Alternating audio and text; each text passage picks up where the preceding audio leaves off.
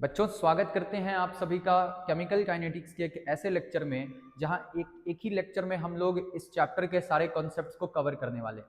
Solid state chapter को हमने एक लेक्चर में कवर किया, वहां हमने डिस्कस किया आपके एग्जाम से रिलेटेड जितने भी इंपॉर्टेंट पॉइंट्स हैं सबको। वैसे ही हम लोग केमिकल काइनेटिक्स चैप्टर में भी सारे वैसे टर्म्स को पढ़ेंगे, सारे वैसे टॉपिक्स को कवर करेंगे जो आपके एग्जाम के पॉइंट ऑफ व्यू से काफ़ी इम्पॉर्टेंट है। तो चलिए हम लोग चलते हैं फटाफट से अपने आज के इस लेक्चर में। एक बार स्वागत कर लेते हैं आप सभी का हमारे YouTube चैनल यस केमिस्ट्री पर। अगर अभी तक सब्सक्राइब नहीं किया है सब्सक्राइब कर लें, हमारे इस वीडियो को लाइक भी कर लें। तो बच्चों केमिकल काइनेटिक्स चैप्टर की अगर हम लोग बात करें तो केमिकल काइनेटिक्स चैप्टर सबसे पहले किसी भी पार्टिकुलर केमिकल रिएक्शन के रेट पर चर्चा करता है। हम लोग केमिकल काइनेटिक्स के पूरे चैप्टर में रिएक्शन के रेट से जुड़े टर्म्स के बारे में पढ़ते हैं। जहां क्लास 11th के थर्मोडायनेमिक्स में हम रिएक्शन के फिजिबिलिटी को पढ़ते हैं, मतलब ये पढ़ते हैं कि कोई भी रिएक्शन होगा कि नहीं होगा। क्लास 11th में ही केमिकल इक्विलिब्रियम चैप्टर में हम लोग ये पढ़ते हैं कि कोई भी रिएक्शन अगर फॉरवर्ड दिशा में जा रहा है तो कब तक जाएगा, कब फिर इक्विलिब्रियम अटेन करेगा। वैसे ही केमिकल काइनेटिक्स केमिस्ट्री का वो ब्रांच है जिसमें हम लोग रिएक्शन के रेट, रिएक्शन के गति के बारे में पढ़ते हैं। जैसे रोड पर अगर कोई गाड़ी चलता है तो उसके गति को हम लोग नापते हैं कि कितना दूरी तय कर रहा है प्रति यूनिट टाइम, यानी distance travelled per unit time को हम लोग स्पीड से मेजर करते हैं।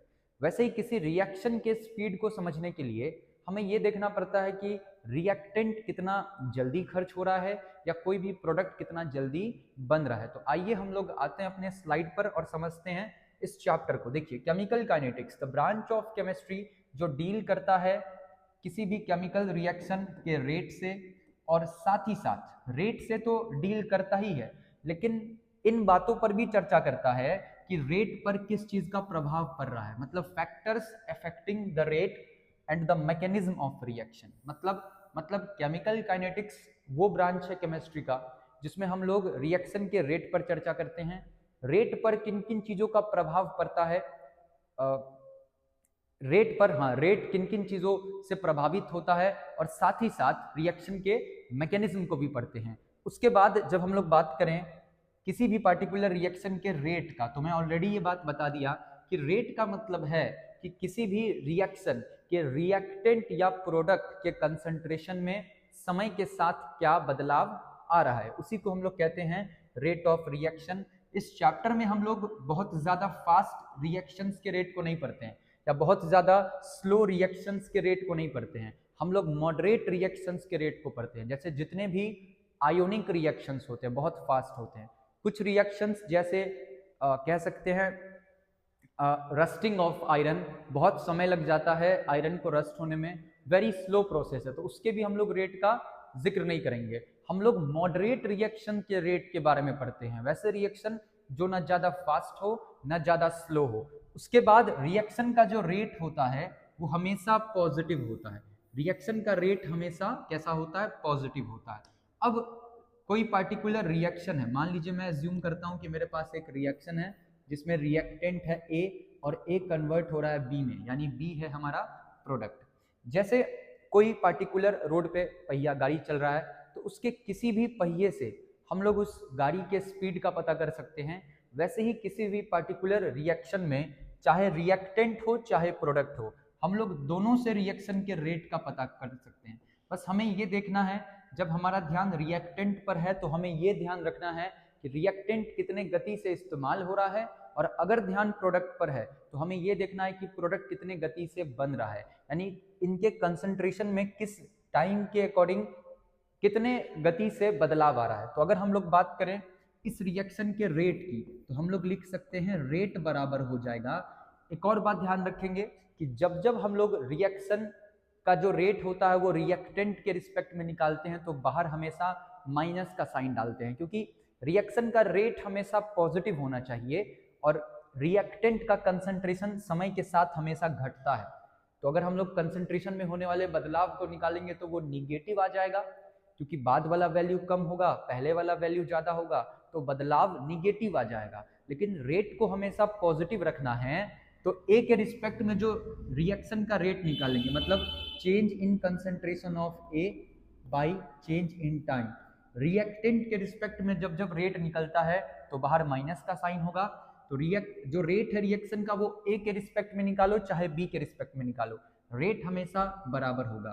और बात करें बी के रिस्पेक्ट में तो ये हो जाएगा change in concentration of B upon change in time. लेकिन बी के रिस्पेक्ट में जब रिएक्शन का रेट निकलेगा, क्योंकि बी प्रोडक्ट है तो बाहर माइनस नहीं लगेगा। सिंपल सा बात है, जैसे रोड पे चलने वाले किसी वाहन का जब हम लोग गति निकालेंगे, स्पीड निकालेंगे, तो चेंज इन कह सकते हैं डिस्टेंस, या डिस्टेंस अपॉन टाइम करेंगे, या डिस्टेंस ट्रेवल्ड बाय टाइम करेंगे। वैसे ही किसी रिएक्शन के रेट को निकालने के लिए हम लोग change in concentration by change in time करते हैं।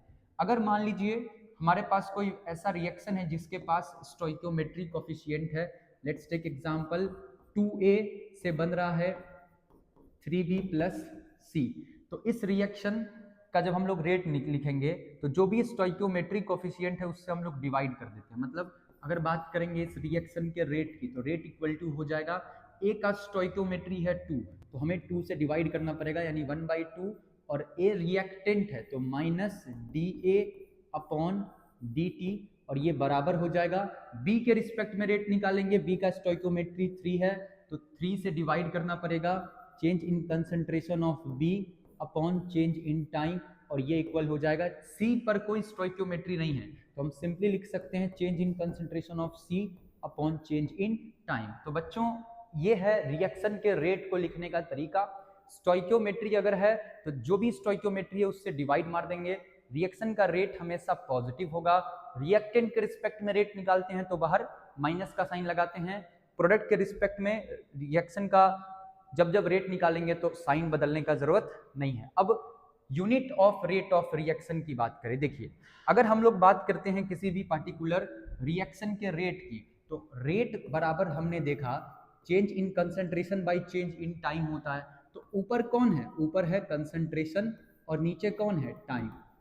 तो यूनिट निकालना है ना तो सिर्फ कंसंट्रेशन और टाइम लिख सकते हैं। अब कंसंट्रेशन का यूनिट क्या होता है, देखिए कंसंट्रेशन मोस्टली, कंसंट्रेशन का मतलब होता है मोलैरिटी, और मोलैरिटी की बात करें तो मोलैरिटी का यूनिट होता है ऊपर मोल्स अपॉन वॉल्यूम होता है ना फॉर्मूला, तो मोल्स पर लीटर। तो कंसंट्रेशन का यूनिट हो जाएगा मोल्स पर लीटर, तो कंसंट्रेशन के जगह लिख देंगे मोल्स पर लीटर, और नीचे टाइम है, टाइम को लेते हैं सेकेंड में। तो यूनिट क्या आ गया रिएक्शन के रेट का, mole litre inverse second inverse, mole litre inverse second inverse. तो किसी भी पार्टिकुलर रिएक्शन के रेट का यूनिट क्या होगा, mole litre inverse second inverse. Simple सा फंडा है, एक बार फिर से मैं बता दूं, किसी भी पार्टिकुलर रिएक्शन का जो रेट होगा उसका जो यूनिट होगा वो यूनिट क्या होगा, यूनिट होगा sir mole litre inverse second inverse. Concentration by time, तो पहले कंसंट्रेशन का यूनिट लिखेंगे उसके बाद टाइम के यूनिट से उसको डिवाइड मार देंगे, ठीक है। अब रेट दो प्रकार का होता है, average rate, instantaneous rate. Average rate का इस्तेमाल तब करते हैं जब टाइम इंटरवल लंबा हो, टाइम इंटरवल बहुत कम है, या किसी पार्टिकुलर मोमेंट पर हमें रिएक्शन के रेट को निकालना है, तो उस केस में रिएक्शन के रेट को इंस्टेंटेनियस रेट कहते हैं। और मान लीजिए हमारे पास कोई ग्राफ दे रखा है तो इंस्टेंटेनियस रेट को निकालने के लिए उस ग्राफ का टेंजेंट निकालना पड़ता है। सिंपल सा फंडा है, एवरेज रेट नॉट जो हमने रेट पढ़ा उसी को कहते हैं, उसी तरह change in concentration by change in time, ऊपर final concentration minus initial concentration, नीचे final time minus initial time. तो रेट जो होता है वो दो प्रकार का होता है। जो एवरेज रेट होता है, क्योंकि इसमें टाइम इंटरवल ज्यादा है तो चेंज भी बड़ा होता होगा, तो उसको हम लोग डेल्टा से डिनोट करते हैं, यानी change in concentration delta C upon delta T. वहीं इंस्टेंटेनियस रेट में हम लोग डी का इस्तेमाल करते हैं क्योंकि यहाँ पे चेंज स्मॉल होता है, तो यानी D C upon D T, ठीक है। इस चीज को ध्यान रखेंगे। आगे अगर हम लोग चलें तो फिर आगे हमारे पास है किसी भी पार्टिकुलर रिएक्शन के रेट पर किन किन चीजों से प्रभाव पड़ता है, यानी factors affecting rate of reaction. तो सबसे पहले नेचर ऑफ रिएक्टेंट पर डिपेंड करता है। कोई भी रिएक्शन का रेट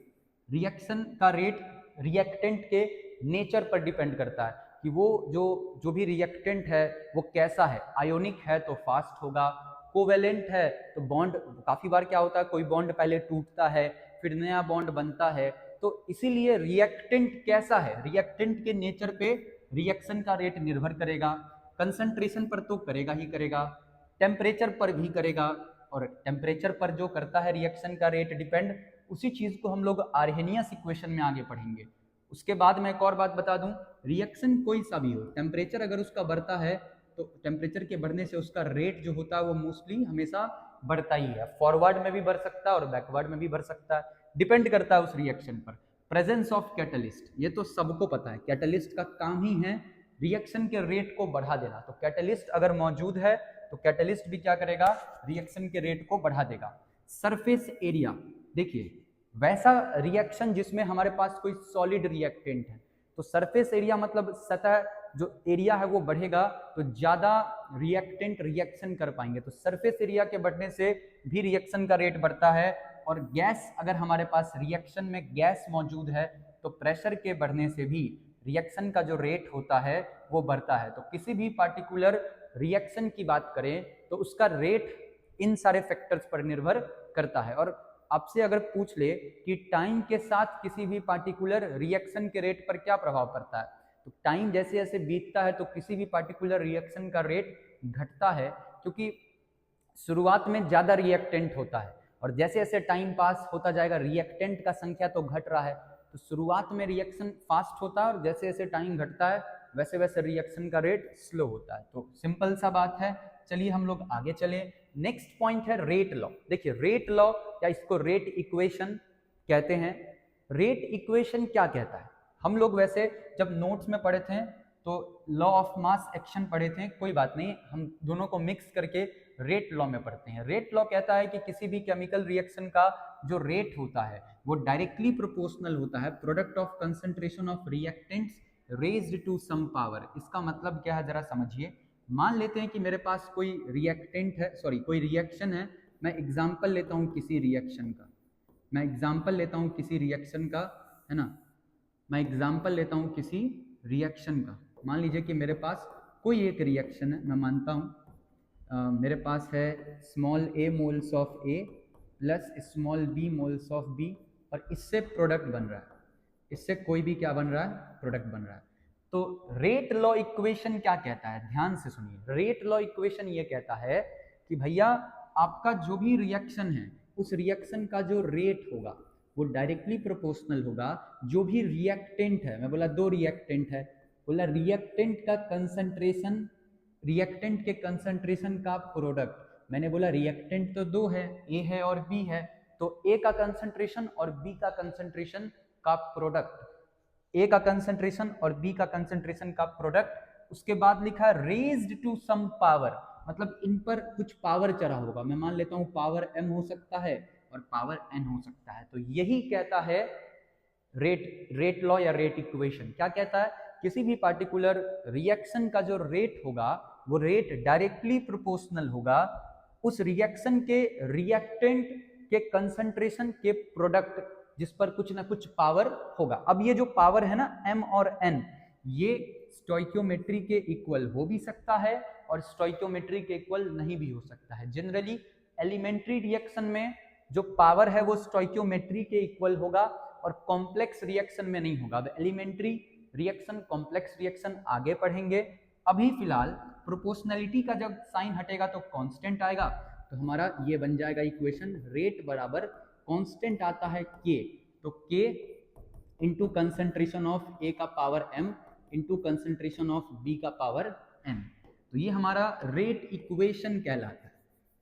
ये जो इक्वेशन बन के तैयार हुआ है इसको हम लोग क्या बोलेंगे, this is hour rate law equation. Rate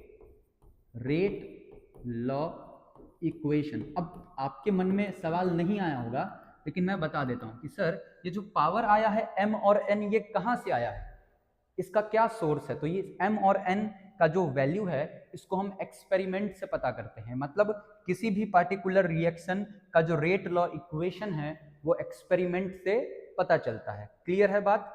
अब ये जो रेट लॉ इक्वेशन है, इसी रेट लॉ इक्वेशन में मैं अभी ही बता दे रहा हूं एक पॉइंट, किसी भी रिएक्शन का जब रेट लॉ इक्वेशन हमारे सामने हो उसमें जो रिएक्टेंट्स हैं उसका जो पावर है, यहाँ पर पावर m और n है, तो जो भी पावर्स होते हैं, इधर ध्यान दीजिएगा, जो भी पावर होते हैं रेट लॉ इक्वेशन में, जब उस पावर का आप सम कर देते हो, मतलब जोड़ देते हो, तो यहाँ पे पावर है m और n, तो m और n को जब जोड़ दोगे ना, तब जो वैल्यू मिलेगा उसी वैल्यू को हम लोग बोलते हैं ऑर्डर ऑफ रिएक्शन। सिंपल सा टर्म है।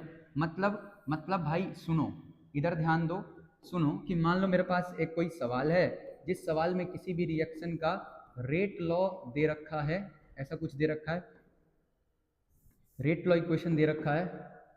क्या दे रखा है रेट लॉ इक्वेशन? कि rate is equal to K into A का पावर 2 और मान लेते हैं कि बी का पावर 1। तो हमसे कोई पूछ लेगा इस रिएक्शन का ऑर्डर क्या है, तो ऑर्डर निकालने के लिए रेट लॉ इक्वेशन में जो भी कंसंट्रेशन है उसके पावर को बस ऐड कर देते हैं, 2 + 1 कर देंगे, क्या आ जाएगा 3। इसी को रिएक्शन का ऑर्डर बोलते हैं। अभी आगे हम लोग रिएक्शन के ऑर्डर को समझेंगे। फिलहाल ये जो रेट लॉ इक्वेशन आया है, यहाँ पर हमने एक कांस्टेंट लिया, इस k को, ये k हमारा कांस्टेंट था, तो k को हम लोग बोलते हैं रेट कांस्टेंट। क्या कहते हैं? Rate constant. ये जो k हमने कांस्टेंट लिया यहाँ पर, इस k को नाम दिया गया है रेट कांस्टेंट। अब मेरी बात को और गौर से सुनिएगा, आपसे 2 नंबर में सवाल पूछ सकता है, what is rate constant of a chemical reaction. हम बोलेंगे रेट कांस्टेंट के बारे में पूछ रहे हो। रेट कांस्टेंट तो रिएक्शन के रेट के ही बराबर हो जाएगा, लेकिन कब? जब a का वैल्यू, ये जो a का पावर m है वो 1 हो जाए और b का पावर n भी 1 हो जाए। तो रटने का बिल्कुल जरूरत नहीं है, हम कह सकते हैं कि rate constant is the rate of reaction when concentration of reactants is equal to 1, या कंसंट्रेशन जो है रिएक्टेंट का वो यूनिटी हो। तो आपको मैं फिर से कह रहा हूं, रटने पे आ जाइएगा तो उम्र कम पड़ जाएगा, एग्जाम बड़ा पड़ जाएगा। रट नहीं सकते हो, इतने सारे टर्म्स हैं, आप रट नहीं सकते हो, समझ सकते हो तो समझो। हमारा जो टॉपिक है नेक्स्ट वही है रेट कांस्टेंट। रेट कांस्टेंट को किससे डिनोट करते हैं? तो अभी हमने देखा रेट कांस्टेंट को k से डिनोट करते हैं। रेट कांस्टेंट को ऐसे डिफाइन कर सकते हैं कि किसी भी केमिकल रिएक्शन का रेट जब रिएक्टेंट का कंसंट्रेशन यूनिटी हो। एक बार फिर से लिख लेते हैं भाई, रेट बराबर k इंटू कंसंट्रेशन ऑफ, मान लो कि a का पावर m इंटू बी का पावर n। तो अगर कंसंट्रेशन यूनिटी हो जाए, मतलब कंसंट्रेशन 1 के इक्वल हो जाए, 1 मोल पर लीटर हो जाए, तो 1 का पावर m और b भी क्या हो जाएगा? b भी तो कंसंट्रेशन है, 1 का पावर n। और दुनिया में किसी भी चीज का पावर कुछ भी, 1 का पावर कुछ भी चढ़ा दो वो 1 ही होगा। तो यहीं से रेट किसके इक्वल हो जाएगा? k के। क्लियर है? क्लियर है बात? तो यहाँ पे हमने रेट कांस्टेंट का डेफिनेशन भी देख लिया कि रेट कांस्टेंट को कैसे डिफाइन करेंगे, कि रेट कांस्टेंट तो रेट ही है, लेकिन तब जब कंसंट्रेशन 1 के इक्वल हो सारे रिएक्टेंट्स का। अब रेट कांस्टेंट फिर से रिएक्टेंट के नेचर, टेम्परेचर, और अगर गैस है तो प्रेशर पे डिपेंड करेगा और कैटलिस्ट पर भी निर्भर करेगा। रेट कांस्टेंट एक चीज पर निर्भर नहीं करता है, वो है इनिशियल कंसंट्रेशन। रेट कांस्टेंट इस बात पर निर्भर नहीं करता है कि आप शुरुआत में रिएक्टेंट का कितना कंसंट्रेशन ले रहे हो। अब आगे हम लोग चलते हैं, तो नेक्स्ट टॉपिक है हमारा ऑर्डर ऑफ अ रिएक्शन। ये तो ऑलरेडी मैंने बता दिया कि किसी भी पर्टिकुलर रेट लॉ इक्वेशन में जो कंसंट्रेशन, और कंसंट्रेशन का ही दूसरा नाम होता है एक्टिव मास, जब हम उनको ऐड कर देते हैं किसी भी रेट लॉ इक्वेशन में, कंसंट्रेशन का जो पावर है उसको ऐड कर देते हैं, तो रिएक्शन का हमें क्या मिल जाता है? ऑर्डर मिल जाता है। ठीक है, जैसे मैं फिर से एक एग्जांपल लेता हूं, मान लीजिए हमारे पास रेट बराबर किसी पार्टिकुलर रिएक्शन में आया, मान लीजिए कंसंट्रेशन ऑफ ए का पावर m, या फिर स्मॉल ए मानते हैं, स्मॉल ए, और इनटू कंसंट्रेशन ऑफ बी का पावर स्मॉल बी। तो अगर इस रिएक्शन का ऑर्डर हमें निकालना है तो ऑर्डर बराबर हो जाएगा स्मॉल ए प्लस स्मॉल बी। ऑर्डर किसके इक्वल हो जाएगा? स्मॉल ए प्लस स्मॉल बी के इक्वल। ठीक है, तो अगर मान लीजिए हमारे पास किसी भी केस में जो ऑर्डर है, यानी जो पावर है, उस पावर को जोड़ने के बाद वैल्यू अगर 0 आ जाए, यानी अगर हम ऐसा कह सकते हैं कि अगर मान लीजिए a प्लस बी बराबर 0 आ जाए, तब जो हमारे पास रिएक्शन होगा उसको हम लोग बोलेंगे जीरो ऑर्डर रिएक्शन। कौन सा रिएक्शन? Zero order reaction. अगर a प्लस बी का वैल्यू 1 आ जाएगा तो इसको हम लोग कहते हैं first order reaction. This is called first order reaction. और अगर a प्लस बी का वैल्यू 2 के इक्वल आ जाए तो इसको बोल देंगे सेकेंड ऑर्डर रिएक्शन। क्लियर है? तो अगर कोई जीरो ऑर्डर रिएक्शन होगा, मान लीजिए जीरो ऑर्डर रिएक्शन होगा, तो उसका रेट लॉ इक्वेशन कैसा दिखेगा? ऐसा दिखेगा sir, rate is equals to K into A का पावर 0 बी का पावर, बहुत सारा पॉसिबिलिटी है, ए का पावर 1 और बी का पावर -1 भी दिख सकता है, तो भी सम करके 0 हो जाए, कुछ भी दिख सकता है। फर्स्ट ऑर्डर की बात करें तो इसमें दिख सकता है rate is equal to K into A का पावर 1 और बी का पावर 0। अभी भी आप दोनों को जब ऐड कर दोगे तो 1 आएगा, पावर को ऐड करके 1 आएगा, इसलिए फर्स्ट ऑर्डर रिएक्शन है ना। और मान लेते हैं कि सेकेंड ऑर्डर रिएक्शन का कुछ ऐसा सीन होगा कि सेकेंड ऑर्डर रिएक्शन हो जाएगा रेट बराबर के इंटू कंसेंट्रेशन ऑफ ए का पावर 1 और साथ ही साथ बी का पावर भी 1। तो ये है ऑर्डर ऑफ रिएक्शन, इसको ध्यान रखेंगे। अब किसी भी पार्टिकुलर रिएक्शन का जो ऑर्डर होगा ना भाई, याद रखें कि किसी भी पार्टिकुलर रिएक्शन का जो ऑर्डर होगा वो पॉजिटिव भी हो सकता है, मतलब वो एक इंटीजर भी हो सकता है, वो एक होल नंबर भी हो सकता है, वो फ्रैक्शन भी हो सकता है। मतलब किसी भी पार्टिकुलर रिएक्शन का जो ऑर्डर, बड़ा इंपॉर्टेंट पॉइंट बता रहा हूँ, ध्यान रखना, इसको नीचे लिख देते हैं कि किसी भी पार्टिकुलर रिएक्शन का जो ऑर्डर होगा, यानी order of A reaction can be positive हो सकता है, निगेटिव हो सकता है और फ्रैक्शनल भी हो सकता है, ध्यान रखेंगे इन सारी बातों का। ऑर्डर के बारे में अभी हम लोग एक सवाल भी करेंगे। अब अलग अलग रिएक्शन का अलग अलग ऑर्डर है, ठीक है, हमने माना। अब अलग अलग रिएक्शन का अलग अलग ऑर्डर है, तो अलग अलग रिएक्शन का जो अलग अलग ऑर्डर है, तो उस केस में रेट कांस्टेंट भी होगा। जैसे इधर देखिए, ये एक जीरो ऑर्डर रिएक्शन का रेट इक्वेशन है, तो यहाँ पर जो K है वो एक जीरो ऑर्डर रिएक्शन का रेट कांस्टेंट है, यहाँ पर जो K है वो फर्स्ट ऑर्डर रिएक्शन का रेट कांस्टेंट है, और यहाँ पर जो K है वो एक सेकेंड ऑर्डर रिएक्शन का रेट कांस्टेंट है। तो किसी भी पार्टिकुलर रिएक्शन में अलग अलग ऑर्डर का जो रेट कांस्टेंट होगा उसका यूनिट भी अलग अलग आएगा। तो आप अगर पहले इस टेबल को याद करना चाहो तो इस टेबल से भी याद रख सकते हो। जीरो ऑर्डर रिएक्शन के K का unit mole litre inverse second inverse, first order reaction के K का यूनिट सेकेंड इनवर्स और सिर्फ सेकेंड इनवर्स है, मतलब जो फर्स्ट ऑर्डर रिएक्शन होता है उसका रेट कांस्टेंट का यूनिट सेकेंड इनवर्स है, मतलब सिर्फ टाइम पे निर्भर करता है। मतलब फर्स्ट ऑर्डर रिएक्शन में जो रेट कांस्टेंट होता है वो डू नॉट डिपेंड्स ऑन, वो निर्भर नहीं करता है, किस पर निर्भर नहीं करता है? कंसंट्रेशन पर निर्भर नहीं करता। कंसंट्रेशन है ही नहीं ना, सिर्फ टाइम है, सेकेंड इनवर्स है। तो मैं कह रहा हूं फर्स्ट ऑर्डर का जो रेट कांस्टेंट होगा वो कंसंट्रेशन पर निर्भर नहीं करता है। और जीरो और सेकंड में बस इतना याद रखो कि जीरो में लीटर इनवर्स, जैसा लीटर इनवर्स और मोल है, लेकिन सेकंड वाले में लीटर और मोल इनवर्स हो जाता है। अब हम लोग देखते हैं कि कैसे हम लोग किसी पार्टिकुलर रिएक्शन के रेट कांस्टेंट को निकालते हैं, जिस भी ऑर्डर का हो। आइए सबसे पहले हम लोग, अभी हमने क्या फॉर्मूला निकाला, देखो हमने पढ़ा कि रेट इज इक्वल टू होता है के इंटू कंसेंट्रेशन ऑफ ए का power small A into concentration of B का पावर स्मॉल बी। जिसका यूनिट निकालना है उसको बाहर खींच लो, के का निकालना है, तो के बराबर हो जाएगा रेट अपॉन क्या हो जाएगा, कंसेंट्रेशन ऑफ ए का power small A into concentration of B का पावर स्मॉल बी। किसी पार्टिकुलर रिएक्शन के रेट का यूनिट हमने सेकेंड स्लाइड में निकाला है। रेट का यूनिट होता है मोल पर लीटर, है ना, सेकेंड इनवर्स।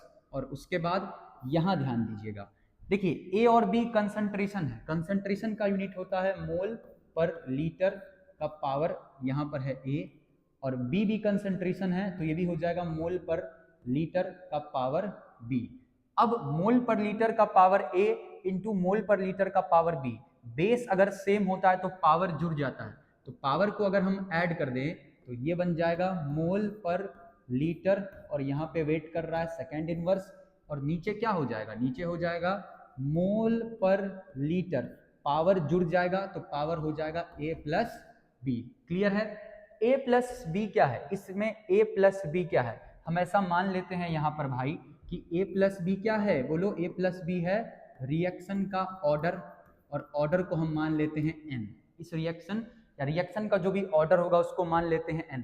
तो यहाँ पर हम लोग लिख सकते हैं ऐसा, यहाँ पर हम लोग लिख सकते हैं ऐसा कि मोल पर लीटर सेकेंड इनवर्स, और नीचे क्या है, नीचे है मोल पर लीटर का पावर n। और अब मोल पर लीटर का पावर 1 बट्टा मोल पर लीटर का पावर n, बेस अगर सेम है और डिवाइड कर रहे हैं तो पावर माइनस हो जाएगा। तो अगले स्टेप में हम लिख सकते हैं मोल पर लीटर का पावर, जैसे आपको इतना तो पता होगा भाई, आप लोग को इतना तो पता होगा कि a का पावर x अपॉन a का पावर y, इसको लिख सकते हैं a का power x minus Y. Base same है, डिवाइड हो रहा है तो पावर माइनस में हो जाएगा।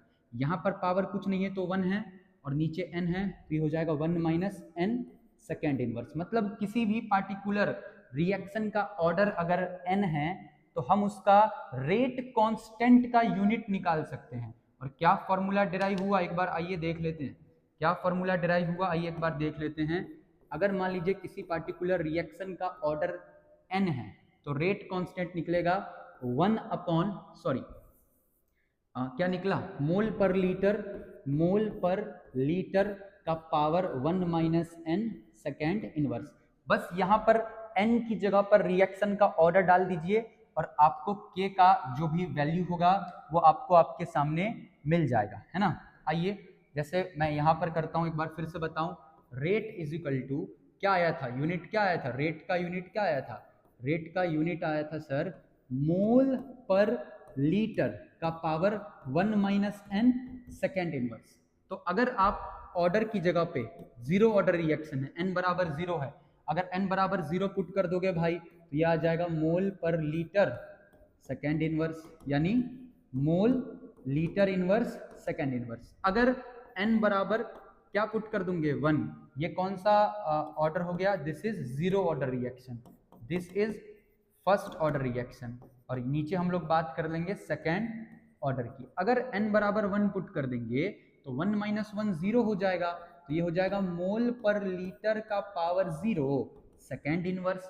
और दुनिया में किसी भी चीज का पावर 0 चढ़ा दोगे 1 के इक्वल हो जाएगा, ये हो जाएगा सेकेंड इनवर्स। और यहाँ पर थर्ड ऑर्डर में n बराबर 3 अगर पुट कर देते हो तो ये हो जाएगा मोल पर लीटर, और 1 माइनस 3 किसके इक्वल हो जाएगा, 1 माइनस सेकेंड ऑर्डर ना, तो n बराबर 3 क्यों पुट करेंगे, n बराबर 2 पुट कर दो, n बराबर 2 पुट कर दो तो 1 माइनस 2 हो जाएगा -1 सेकेंड इनवर्स। ये हो जाएगा क्योंकि लीटर नीचे है और लीटर पर -1 पावर चढ़ेगा तो ऊपर आ जाएगा, ये हो जाएगा litre mole inverse second inverse. तो आपको ये बात समझ में आना चाहिए कि जो सेकेंड ऑर्डर रिएक्शन है, फर्स्ट ऑर्डर रिएक्शन है, उसका रेट कांस्टेंट का यूनिट सेकेंड इनवर्स है, तो कंसंट्रेशन पर निर्भर नहीं करता है। तो आप इस चीज को, मतलब मैं ये डेरिवेशन इसीलिए करवाया हूं ताकि आपको एग्जाम के लिए इसको रटना नहीं पड़े। आपको अगर ये तरीका पता है, ये फॉर्मूला, ये जनरल फॉर्मूला अगर आपको याद है तो आप n की जगह पे बस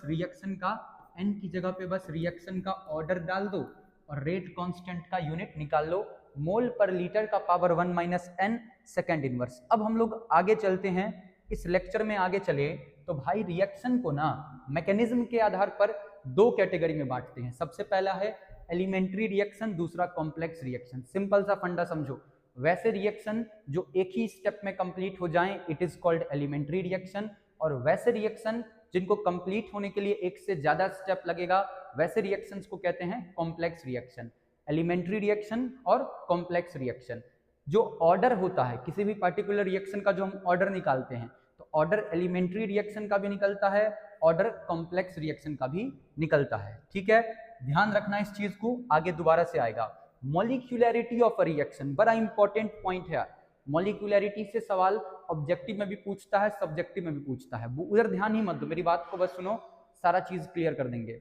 मॉलिक्यूलैरिटी का मतलब ये है, देखिए जब कोई भी पार्टिकुलर रिएक्शन होता है तो रिएक्टेंट के मॉलिक्यूल्स आपस में टकराते हैं और टकरा के प्रोडक्ट बनाते हैं। तो सिंपल सा फंडा है, मॉलिक्यूलैरिटी का मतलब है कि किसी भी रिएक्शन को करवाने के लिए रिएक्टेंट के कितने मॉलिक्यूल्स आपस में टकराए होंगे। यानी सिंपली हम कह सकते हैं कि number of reactant species taking part in a elementary step इसी को हम लोग डिफाइन करते हैं मॉलिक्यूलरिटी के जैसा, या फिर हम लोग इसी को ऐसे भी लिख सकते हैं कि number of reactants which are colliding during a chemical reaction, उसी को हम लोग कहते हैं molecularity of a chemical reaction. ठीक है, अब हम लोग आगे चलते हैं तो एक चीज का और ध्यान रखेंगे कि जो मॉलिक्यूलरिटी होता है ना रिएक्शन का, वो हमेशा एक होल नंबर होता है। मतलब मॉलिक्यूलरिटी हमेशा 1, 2 या 3 के इक्वल होगा, और मॉलिक्यूलरिटी 3 या उससे कम होता है, उसका वैल्यू 3 से ज्यादा भी नहीं होता। मतलब एक बार में ज्यादा से ज्यादा 3 मॉलिक्यूल्स टकरा सकते हैं एक मोमेंट पर, उससे ज्यादा मॉलिक्यूल्स कभी टकराते नहीं है। ठीक है, चलिए नेक्स्ट पॉइंट है कि मॉलिक्यूलरिटी के आधार पर, देखिए कंफ्यूज नहीं होना है, मॉलिक्यूलरिटी का सिंपल सा मतलब आपको याद रखना है कि किसी भी पार्टिकुलर रिएक्शन में कितने मॉलिक्यूल्स आपस में टकराते हैं उस रिएक्शन को करवाने के लिए, उसी को कहते हैं मॉलिक्यूलरिटी ऑफ रिएक्शन। अब मॉलिक्यूलरिटी ऑफ रिएक्शन को 3 कैटेगरी में बांटा गया है, यूनिमॉलिक्यूलर, बाईमॉलिक्यूलर, ट्राईमॉलिक्यूलर।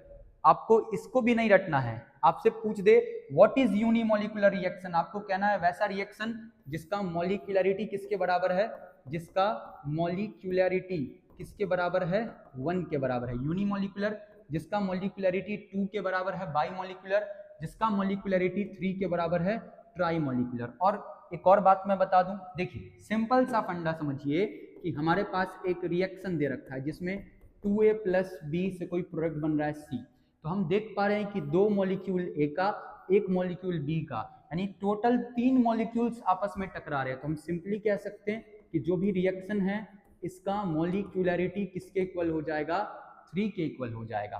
तो हमारे पास ये कुछ एग्जांपल्स दे रखे, यूनिमॉलिक्यूलर का 2 एग्जांपल, N2O5 डिकम्पोज हो रहा है NO2 + O2 में, ये यूनिमॉलिक्यूलर। बाईमॉलिक्यूलर का एक ही एग्जांपल दे रखा है, एक मैं लिख देता हूं, मान लीजिए H2 + Br2 से बन जा रहा है 2HBr, तो ये एग्जांपल हो गया बाईमॉलिक्यूलर का। और यहाँ एग्जांपल ट्राईमॉलिक्यूलर का, 2 मॉलिक्यूल NO का, 1 O2 का, टोटल 3 मॉलिक्यूल। यहाँ पर भी 1 molecule 1 molecule 1 molecule, total 3 molecule. तो ये कुछ एग्जांपल्स हैं यूनिमॉलिक्यूलर रिएक्शन, बाईमॉलिक्यूलर रिएक्शन, ट्राईमॉलिक्यूलर रिएक्शन। अब एलिमेंट्री रिएक्शन और कॉम्प्लेक्स रिएक्शन बहुत इंपॉर्टेंट क्वेश्चन है जो आपके एग्जाम में पूछता है। सबसे पहला फंडा तो ये याद रखिए कि वैसा रिएक्शन जो एक ही स्टेप में होता है वो एलिमेंट्री, और जो एक से ज्यादा स्टेप में होता है इट इज कॉल्ड कॉम्प्लेक्स। तो सबसे पहला पॉइंट तो यही लिखा हुआ है, occurs in 1 step, occurs in 2 और मोर स्टेप। उसके बाद एलिमेंट्री रिएक्शन का कोई मैकेनिज्म नहीं होता है, कॉम्प्लेक्स रिएक्शन का मैकेनिज्म है, मैकेनिज्म के थ्रू होता है, इंटरमीडिएट बनता है। कोई भी रिएक्शन जब मैकेनिज्म के थ्रू होता है तो उसमें कुछ स्लो प्रोसेस होता है, कुछ फास्ट प्रोसेस होता है, उसमें RDS होता है, उसमें इंटरमीडिएट बनता है। तो कॉम्प्लेक्स रिएक्शन की बात करें तो कॉम्प्लेक्स रिएक्शन में नो को काट लीजिए, इंटरमीडिएट फॉर्म्ड, इंटरमीडिएट बनता है, और एलिमेंट्री रिएक्शन में कोई इंटरमीडिएट नहीं बनता है। एक और बात मैं आपको बता दूं, पीछे आते हैं, मॉलिक्यूलरिटी जो है ना, मॉलिक्यूलरिटी ये सिर्फ और सिर्फ एलिमेंट्री रिएक्शन के लिए डिफाइंड होता है, कॉम्प्लेक्स रिएक्शन के लिए डिफाइंड नहीं होता है। तो आप इस चीज को भी याद रखेंगे। लेकिन ऑर्डर जो है, ऑर्डर दोनों का आता है। ऑर्डर की बात करें, पहले मॉलिक्यूलरिटी की बात करते हैं। तो मॉलिक्यूलरिटी, अगर रिएक्शन एलिमेंट्री है तो डिफाइंड होगा, और अगर रिएक्शन कॉम्प्लेक्स है तो कॉम्प्लेक्स के लिए हम लोग मॉलिक्यूलरिटी का चर्चा नहीं करेंगे। लेकिन ऑर्डर की बात करेंगे तो रिएक्शन डिपेंड नहीं करता है कि उस केस में फिर रिएक्शन एलिमेंट्री है कि कॉम्प्लेक्स है, ऑर्डर दोनों के लिए एप्लीकेबल होगा। और एक एक एग्जांपल हमने लिख लिया यहाँ पर, एक एग्जांपल एलिमेंट्री रिएक्शन का और एक एग्जांपल कॉम्प्लेक्स रिएक्शन का। कॉम्प्लेक्स रिएक्शन कैसे हमें पता चलेगा कॉम्प्लेक्स है, वो पहले से पता होना चाहिए, देख के पता करने का कोई तरीका नहीं है। चलिए अब हम लोग आगे चलिए, तो difference between order and molecularity. देखिए ऑर्डर और मॉलिक्यूलरिटी ये भी बड़ा इंपॉर्टेंट सवाल है जो आपके एग्जाम में पूछा जाएगा। तो ऑर्डर का मतलब तो हमने पढ़ा कि जो पावर होता है कंसंट्रेशन का रेट लॉ इक्वेशन में, उसको जोड़ देते हैं तो ऑर्डर मिल जाता है, ठीक है। मॉलिक्यूलरिटी होता है कि कितने स्पेशीज आपस में कोलाइड करेंगे, है ना, कितने स्पेशीज आपस में टकराएंगे एलिमेंट्री रिएक्शन का। नेक्स्ट है कि ऑर्डर 0 हो सकता है, फ्रैक्शनल हो सकता है, होल नंबर हो सकता है, लेकिन मॉलिक्यूलरिटी कभी भी निगेटिव या फ्रैक्शन नहीं होगा, हमेशा होल नंबर होगा और इसका वैल्यू 0 से लेकर के 3 तक होता है ना, 0 भी नहीं 1 2 3 होता है। चलिए, it is defined for elementary and complex reaction, लेकिन मॉलिक्यूलरिटी सिर्फ और सिर्फ एलिमेंट्री रिएक्शन के लिए होगा। It is not defined for complex reaction, ये सिर्फ और सिर्फ किसके लिए डिफाइंड होता है ना, लिख सकते हैं ओनली फॉर एलिमेंटरी रिएक्शन। ध्यान रखना, ये डिपेंड करता है रेट इक्वेशन पर, ये रेट इक्वेशन पर डिपेंड नहीं करता। मतलब एक हम लोग कह सकते हैं कि जो हमारा ऑर्डर है उसको हम लोग एक्सपेरिमेंट से पता करते हैं, रेट इक्वेशन के थ्रू पता करते हैं, लेकिन मॉलिक्यूलरिटी का रेट इक्वेशन से कोई लेना देना नहीं है। अब अगर हम लोग आगे बात करें तो जीरो ऑर्डर रिएक्शन किसको कहते हैं। अब हमने सारे रिएक्शंस को समझा, रिएक्शंस के ऑर्डर को समझा, अब हम लोग एक एक करके रिएक्शन के ऑर्डर के इंटीग्रल रेट इक्वेशन को समझेंगे। सबसे पहले हमारे सामने है जीरो ऑर्डर रिएक्शन। बच्चों समझिए, जीरो ऑर्डर रिएक्शन वैसे रिएक्शन को बोल देंगे जिसमें जब रेट लॉ इक्वेशन में पावर का आप सम करिएगा तो वो जीरो के इक्वल आएगा। नजारा कैसा होगा, नजारा कुछ इस प्रकार होगा सर कि रेट बराबर हो जाएगा, मान लेते हैं के इंटू जो भी कंसंट्रेशन होगा उसका पावर जीरो होगा, और किसी भी चीज का पावर 0 1 के बराबर होता है तो ये हो जाएगा के इक्वल, और के तो कांस्टेंट है, मतलब रेट के इक्वल है, रेट कांस्टेंट है, मतलब रेट कंसंट्रेशन पर निर्भर नहीं करता है। तो जीरो ऑर्डर रिएक्शन वैसे रिएक्शन को बोलेंगे जिसका रेट कंसंट्रेशन पर निर्भर नहीं करेगा। अब एक और पॉइंट जो रिएक्शन के लिए काफी इंपॉर्टेंट है कि कोई भी गैस का डिकम्पोजिशन हो रहा है किसी भी मेटल के सतह पर, मतलब आपको कोई भी एक ऐसा रिएक्शन दे रखा है जिसमें कोई गैस किसी मेटल के सतह पर जाकर के ब्रेक हो रहा है, तो वैसा गैस वैसा जो प्रोसेस होगा वो हमेशा जीरो ऑर्डर रिएक्शन को फॉलो करेगा। कोई भी फोटोकेमिकल रिएक्शन है, मतलब वैसा रिएक्शन जिसमें लाइट इन्वॉल्व है, कोई भी रिएक्शन दे देता पूछता है ना कि ये कौन से ऑर्डर का रिएक्शन है, तो कोई एक ऐसा रिएक्शन जिसमें कोई गैस किसी जैसे NH3 अमोनिया ब्रेक हो रहा है N2+H2 में किसी मेटल के सरफेस पर, या फिर फोटोकेमिकल रिएक्शन मतलब ऐसा रिएक्शन जिसमें लाइट इन्वॉल्व है, वैसा रिएक्शन जो होगा वो हमेशा कौन से ऑर्डर का होगा, जीरो ऑर्डर का, क्योंकि ऐसा रिएक्शन कभी भी अपने कंसंट्रेशन पर निर्भर नहीं करता। तो हम कह सकते हैं जीरो ऑर्डर रिएक्शन में जो रिएक्शन का रेट होगा वही किसके बराबर हो जाएगा, रेट कांस्टेंट यानी के इक्वल हो जाएगा। अब हम लोग अगर आगे चले तो इंटीग्रल रेट इक्वेशन और इसका हाफ लाइफ निकालना सीखेंगे। हम लोग जीरो ऑर्डर रिएक्शन का इंटीग्रल रेट लॉ इक्वेशन निकालेंगे। आइए देखते हैं, हम लोग जीरो के साथ साथ फर्स्ट ऑर्डर का भी निकालेंगे, तो मैं जो भी बात बता रहा हूं उसको ध्यान से समझिए। हम लोग सबसे पहले मानते हैं कि लेट कोई हमारे पास रिएक्शन दे रखा है, मान लेते हैं जिसमें ए जो है ना, या फिर हम ऐसा मानते हैं कि कोई पार्टिकुलर रिएक्टेंट है आर जो कि कन्वर्ट हो रहा है किस में, प्रोडक्ट पी में, है ना। तो हम मान लेते हैं let this reaction is zero order. हम ऐसा मानते हैं कि ये जो रिएक्शन है ये जीरो ऑर्डर है।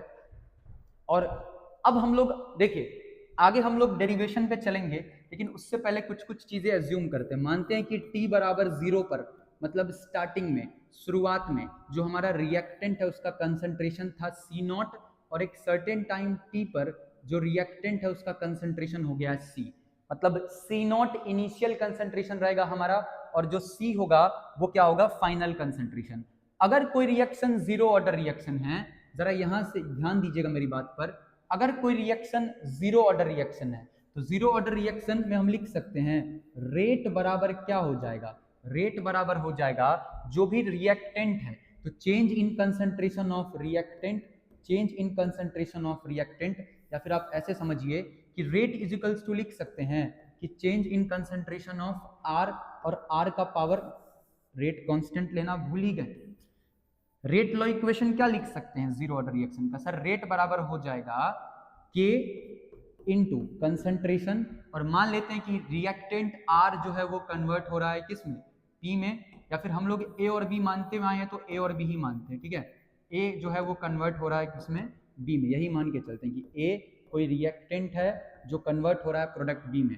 तो हमारा जो रिएक्शन का रेट हो जाएगा, क्योंकि ये जीरो ऑर्डर रिएक्शन है हमने माना है, तो रेट बराबर हो जाएगा के इंटू कंसंट्रेशन ऑफ ए का पावर 0, और रेट को लिख सकते हैं माइनस डी सी, यानी change in concentration upon change in time, है ना। रेट को लिख सकते हैं चेंज इन कंसंट्रेशन ए के रिस्पेक्ट में ले रहे हैं, है ना। मान लीजिए ए के रिस्पेक्ट में ले रहे हैं, ए के रिस्पेक्ट में लेते हैं, ए के रिस्पेक्ट में बात करते हैं। एक बार फिर से सुनिए, मैं फिर से रिपीट कर रहा हूँ, ए के कंसंट्रेशन पर बात कर रहे हैं तो रेट को लिख सकते हैं minus of change in concentration of A upon change in time, और इसी को इक्वल कर देंगे किसके, के। ए का पावर तो 0 है जो कि 1 के इक्वल हो जाएगा।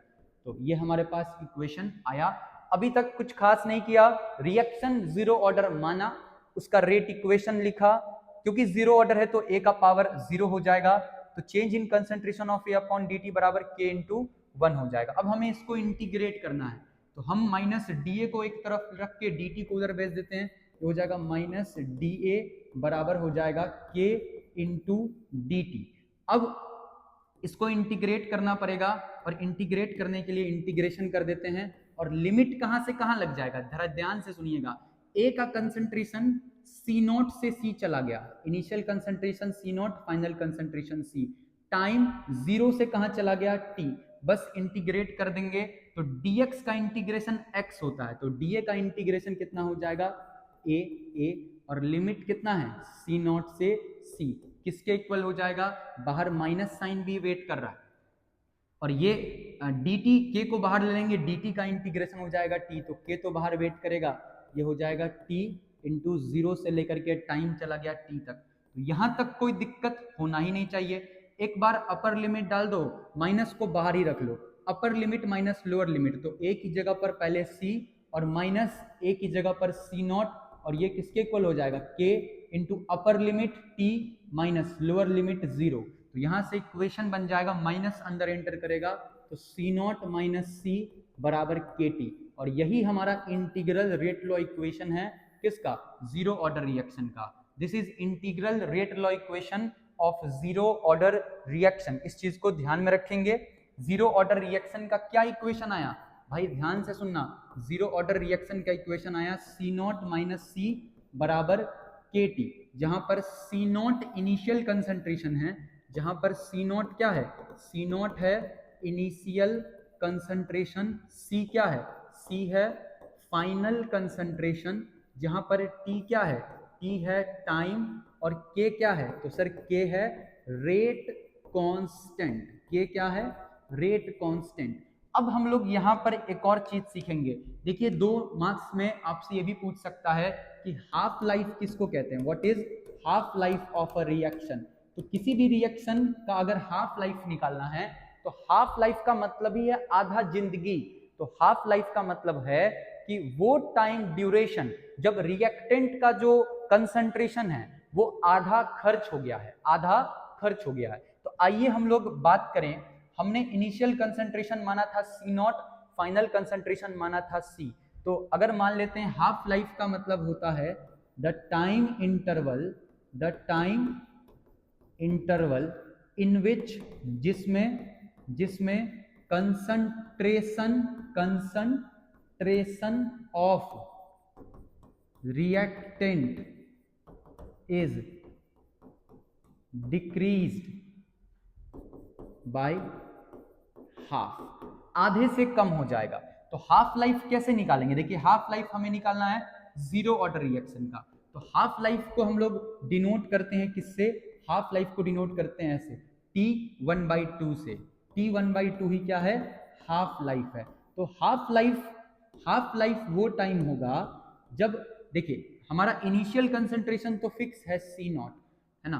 तो ऐसा हम कह सकते हैं कि जब ऐसा लिख सकते हैं कि जब टाइम हमारे पास, जब t बराबर 0 है तो कंसंट्रेशन कितना है, इनिशियल कंसंट्रेशन सी नॉट, लेकिन जब टाइम हाफ लाइफ कितना हो गया तो कंसंट्रेशन कितना होगा।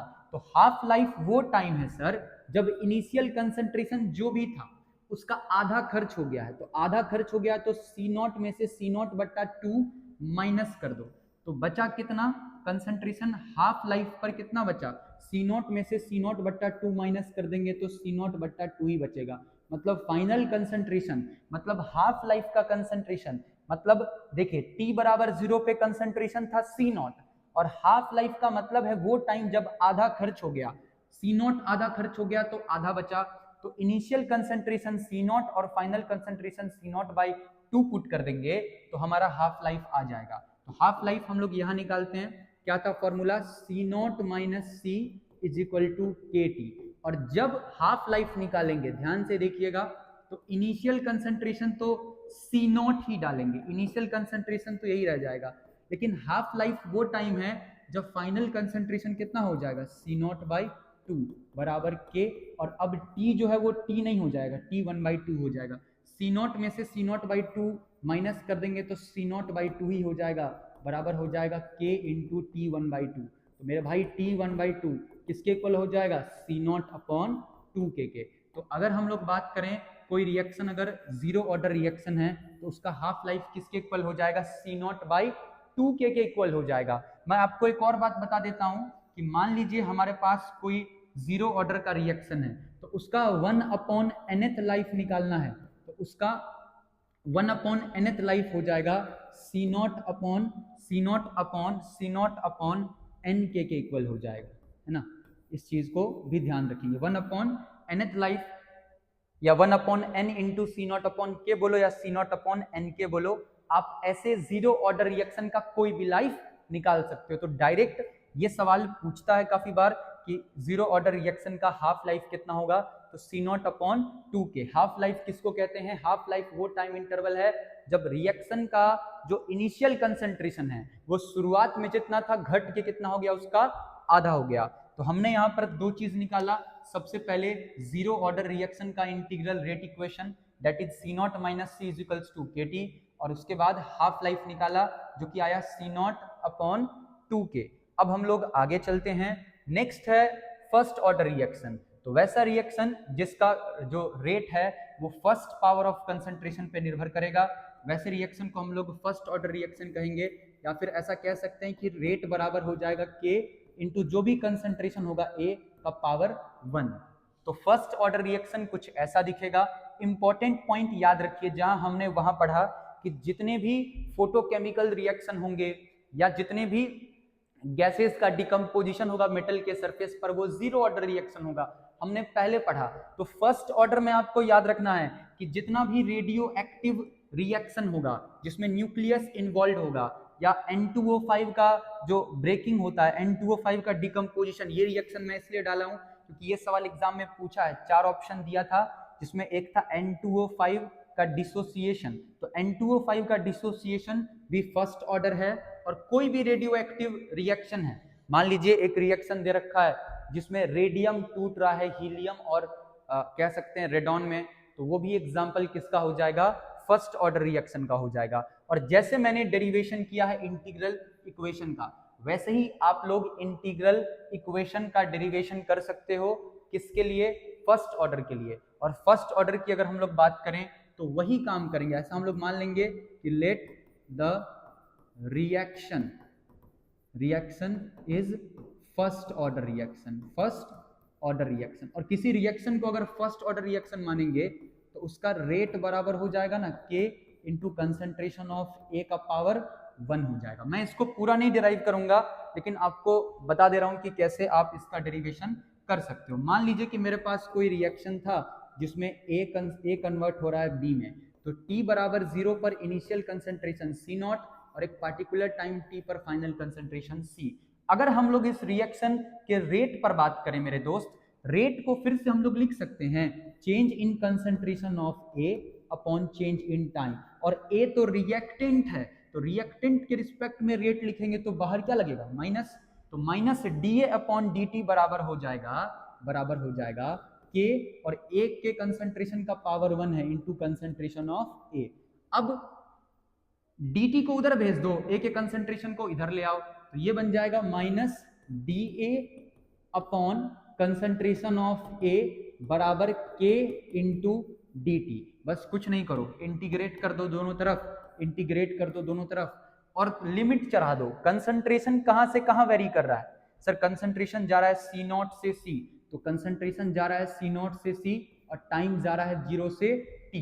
तो dx अपॉन x का इंटीग्रेशन क्या होता है, dx अपॉन x का इंटीग्रेशन होता है ln x। तो ये हो जाएगा lna, और इसका लिमिट कहाँ से कहाँ तक है, C0 से C तक। क्लियर है।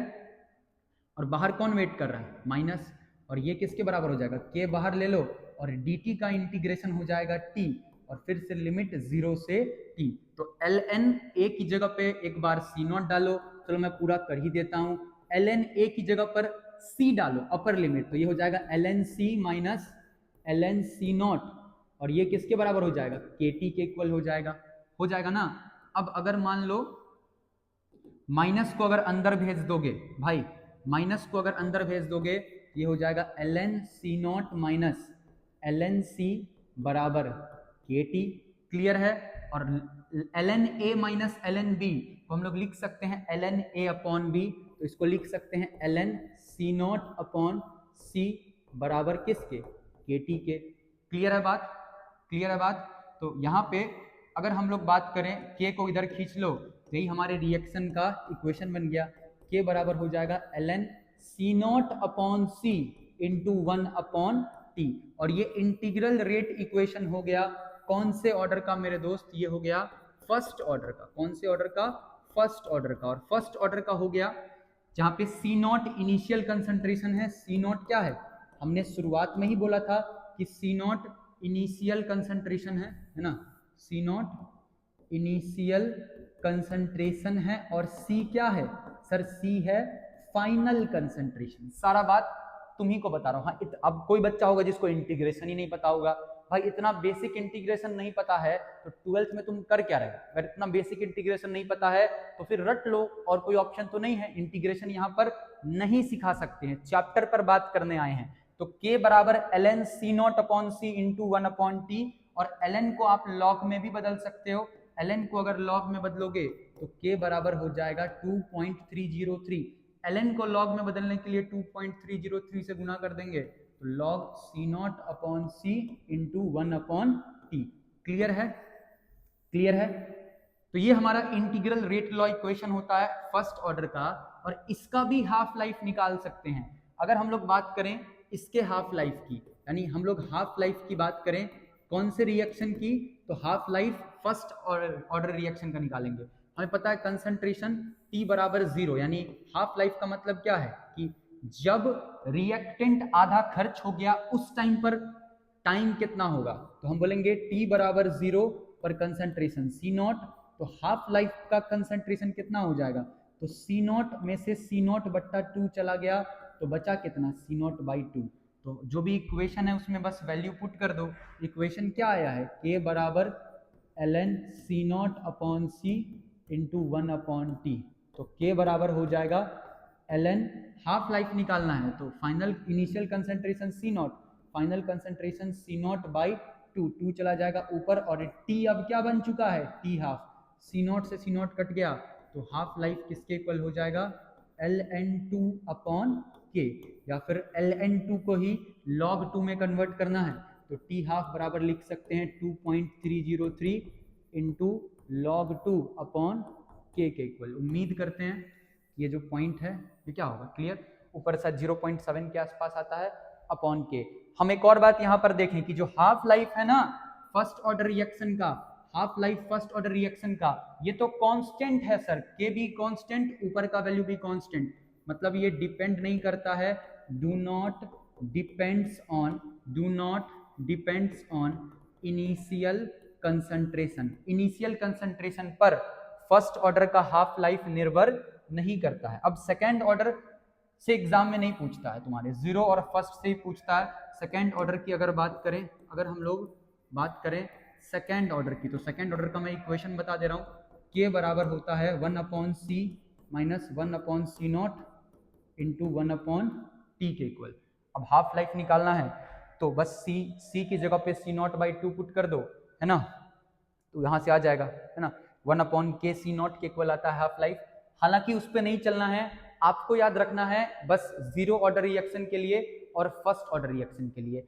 अब 2 नंबर में पूछे जाने वाला एक और सवाल, what is pseudo first order reaction. Pseudo का मतलब होता है फॉल्स यानी नकली, तो सूडो फर्स्ट ऑर्डर रिएक्शन का मतलब है वैसा रिएक्शन जो फर्स्ट ऑर्डर का होता नहीं है लेकिन वो बिहेव करता है फर्स्ट ऑर्डर के जैसा।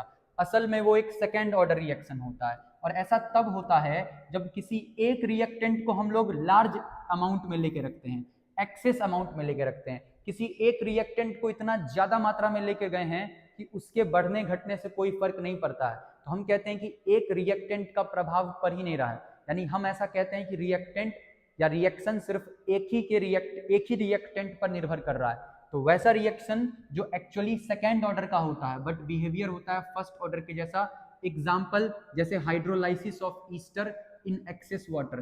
किसी भी पार्टिकुलर ईस्टर को अगर ब्रेक कर रहे हो एक्सेस वाटर के प्रेजेंस में, तो वो है एग्जाम्पल सूडो फर्स्ट ऑर्डर का। या हाइड्रोलाइसिस ऑफ शुगर, अगर मान लीजिए हम लोग शुगर का भी हाइड्रोलाइसिस करवा रहे हैं, वाटर को किस में रखना है लेकिन एक्सेस में, तो शुगर का हाइड्रोलाइसिस करवाते हैं, बहुत बार पढ़ रखे हैं कि क्या बनता है, सुक्रोज से क्या बनता है, ग्लूकोज बनता है प्लस फ्रक्टोज बनता है। तो ये भी एक प्रकार का सूडो फर्स्ट ऑर्डर रिएक्शन है। अब आगे चलें तो dependency of rate on temperature. देखिए टेम्परेचर, किसी भी पार्टिकुलर रिएक्शन का जो रेट है वो टेम्परेचर पर कैसे निर्भर करता है, तो उसके लिए तो आर्हेनियस इक्वेशन है, लेकिन उससे पहले एक टॉपिक पढ़ते हैं हम लोग। यहां पर चर्चा ये करते हैं कि एक्सपेरिमेंटली ये पाया गया कि किसी भी पार्टिकुलर रिएक्शन या किसी भी पार्टिकुलर रिएक्शन में जब टेम्परेचर को 10 डिग्री सेल्सियस से बढ़ाते हैं ना, तो उस रिएक्शन का रेट दुगना हो जाता है, रेट कांस्टेंट दुगना हो जाता है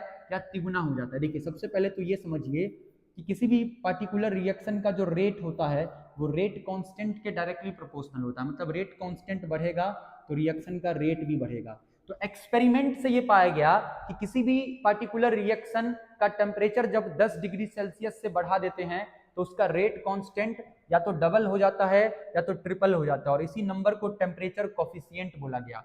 मतलब हम कह सकते हैं कि value of rate constant K at T plus 10 degree Celsius, मतलब 10 डिग्री सेल्सियस बढ़ा करके और नीचे रखते हैं value of rate constant eight T degree Celsius.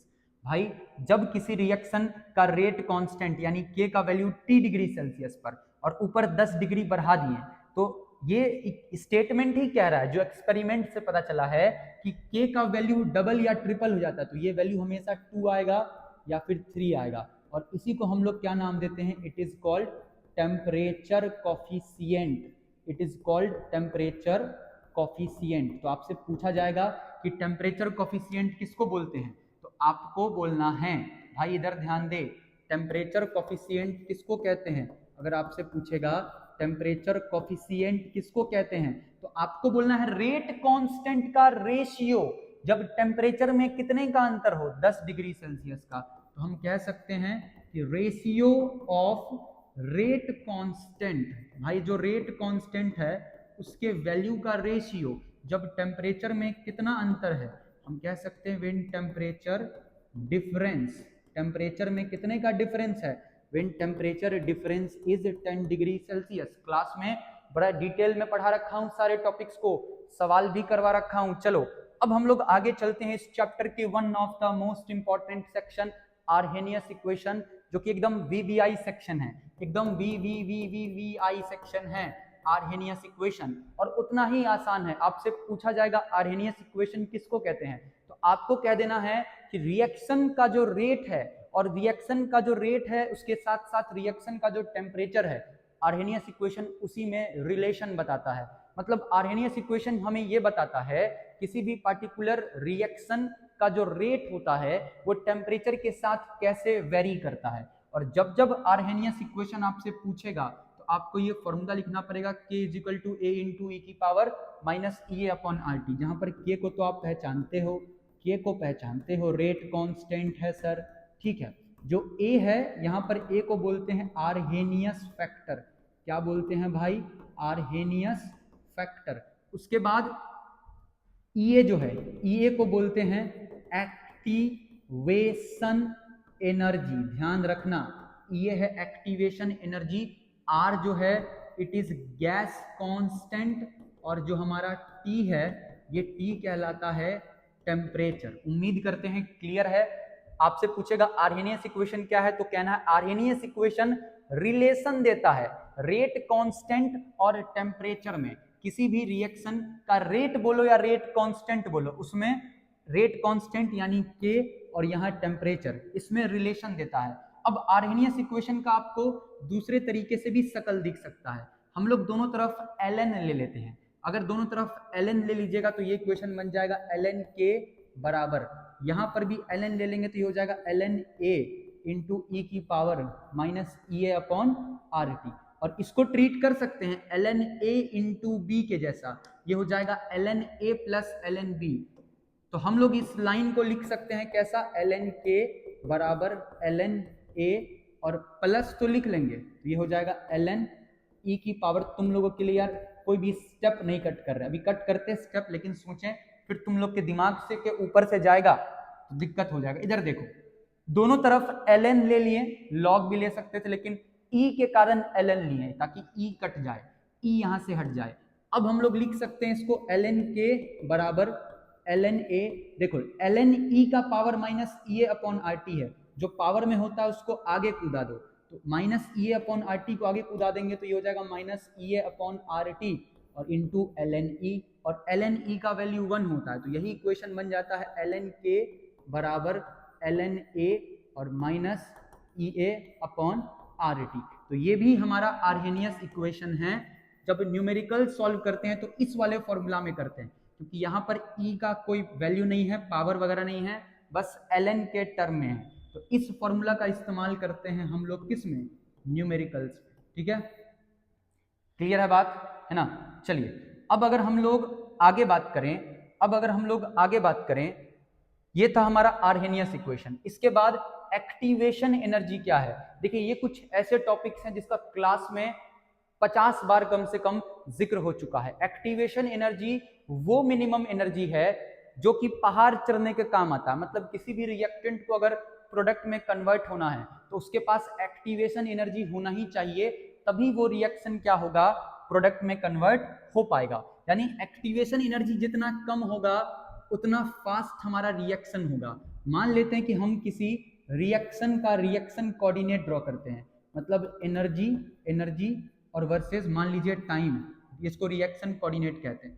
मान लीजिए मेरे पास कोई रिएक्टेंट है R और जिसको कन्वर्ट होना है किस में, प्रोडक्ट P में। किसी रिएक्टेंट को प्रोडक्ट P में कन्वर्ट होना है तो उस रिएक्टेंट को यहाँ पहाड़ पर चढ़ना पड़ेगा। आपको पता होना चाहिए कि अगर रिएक्टेंट पहाड़ पर चढ़ गया तो उतरना आसान काम है, लेकिन चढ़ना पड़ेगा। और पहाड़ पर चढ़ने का मतलब है कि एनर्जी का इतना वैल्यू होना चाहिए।